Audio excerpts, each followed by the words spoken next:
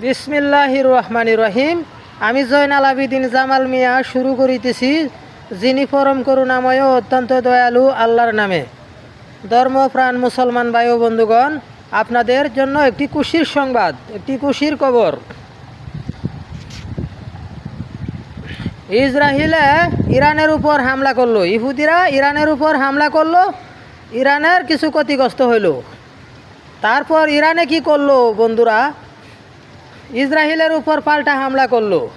অতিরিক্ত হামলার কারণে, অতিরিক্ত চাপের কারণে ইসরায়েল অবশেষে এমপি মন্ত্রী নিয়ে দেশ ছাড়তে বাধ্য হইল।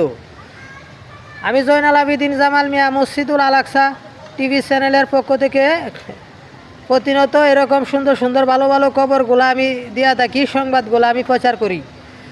ভিডিওটা দেখতে যদি ভালো লাগে তাহলে সবাই চ্যানেলটিকে সাবস্ক্রাইব করে সবাই আমাদের সাথে থাকার জন্য অনুরোধ রইল। যাই হোক, আমি জয়নাল আবিদিন জামাল মিয়া আজকের মতো মসজিদুল আল আকসা টিভি চ্যানেল থেকে বিদায় নিলাম। ধন্যবাদ, সবাই ভালো থাকবেন। নারায়ে তাকবীর, আল্লাহু আকবার, নারায়ে ইসালাত, ইয়া রাসূলুল্লাহ।